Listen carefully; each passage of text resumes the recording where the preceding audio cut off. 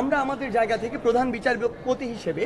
এমন একজনকে নিয়ে কথা বলেছি আমরা বিশ্বাস করি যার গ্রহণযোগ্যতা এই মুহূর্তে পুরো বাংলাদেশে সবচেয়ে বেশি। আমরা মনে করেছি যে বর্তমান এই প্রজন্মকে যারা বিশ্বাস করতে পারবে, এই প্রজন্মকে যারা রিড করতে পারবে, এই প্রজন্মের চাওয়াকে এবং বিচার ব্যবস্থাকে যারা জনমুখী করতে পারবে, তাদের মধ্যে বর্তমান যিনি আজকে শপথ নিয়েছেন তিনি তার মধ্যে অন্যতম। আপনারা জানেন যে বিগত 16 বছরে একটি ফ্যাসিস্ট সরকারের কারণে বাংলাদেশের যে সরকারের সবচেয়ে গুরুত্বপূর্ণ যে অর্গানটি আমাদের বিচার বিভাগ, সেই বিচার বিভাগের উপর একটি অনাস্থা তৈরি হয়েছিল এবং এটা এতটাই চরম পর্যায়ে গিয়েছিল যে এটি একটি প্রহসনের জায়গায় চলে গিয়েছিল।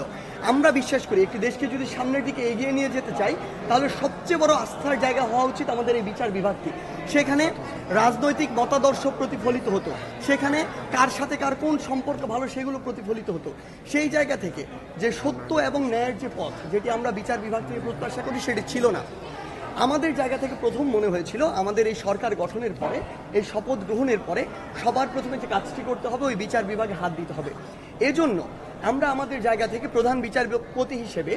এমন একজনকে নিয়ে কথা বলেছি আমরা বিশ্বাস করি যার গ্রহণযোগ্যতা এই মুহূর্তে পুরো বাংলাদেশে সবচেয়ে বেশি, এবং শুধু বাংলাদেশ নয় পৃথিবীব্যাপী যার একটি সুনাম রয়েছে। সেই জায়গা থেকে আমরা বিশ্বাস করি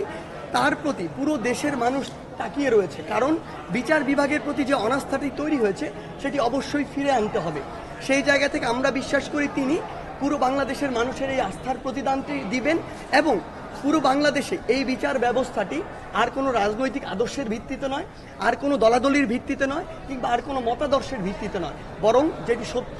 যেটি ন্যায়সঙ্গত এবং যেটি আইনগতভাবে ঠিক, সেটির ভিত্তিতে বাংলাদেশের বিচার ব্যবস্থা চলবে এবং পুরো বাংলাদেশের বিচার ব্যবস্থার উপরে বাংলাদেশের মানুষের আস্থা ফিরে আসবে। আমরা দেখেছি যে আপিল বিভাগের প্রধান বিচারপতি সহ আপিল বিভাগের যারা অন্যান্য বিচারপতি রয়েছেন তাদের আমরা পদত্যাগ চেয়েছিলাম। সেই জায়গা থেকে আমাদের দাবির প্রেক্ষিতে প্রধান বিচারপতি পদত্যাগ করেছিল, কারণ আমরা দেখেছি যে বিগত ফ্যাসিস্ট সরকারের যে প্রধান বিচারপতি ছিলেন এবং আপিল বিভাগের অন্যান্য বিচারপতি ছিলেন, তারা বিগত ফ্যাসিস্ট সরকারের এজেন্ডা বাস্তবায়ন করেছে। অর্থাৎ একটি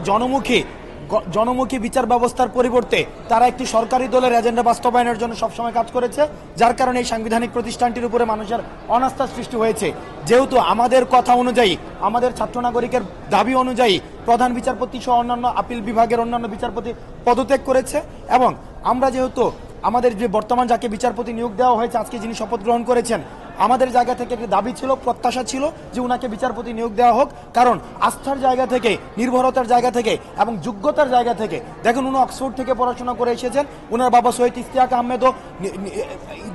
আমাদের যে মহান মুক্তিযুদ্ধ স্বাধীনতার যে অ্যাসপাইরেশনাল বা আমাদের যে অনুভূতিকে ধারণ করার উনি সারা জীবন ধারণ করেছে। সেই জায়গা থেকে আমরা মনে করেছি যে বর্তমান এই প্রজন্মকে যারা বিশ্বাস করতে পারবে, এই প্রজন্মকে যারা রিড করতে পারবে, এই প্রজন্মের চাওয়াকে এবং বিচার ব্যবস্থাকে যারা জনমুখী করতে পারবে, তাদের মধ্যে বর্তমান যিনি আজকে শপথ নিয়েছেন তিনি তার মধ্যে অন্যতম। আমাদের কথা অনুযায়ী, আমাদের দাবি অনুযায়ী, যেহেতু তাকে আজকে শপথ পাঠ করানো হয়েছে, প্রধান বিচারপতি হিসেবে নিয়োগ দেওয়া হয়েছে, ছাত্র নাগরিকের পক্ষ থেকে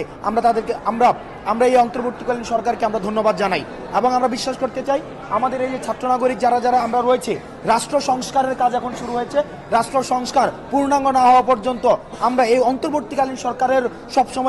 সবসময় তাদের কাছেও আমরা একটা প্রেসার গ্রুপ হিসাবে আমরা কাজ করে যাব।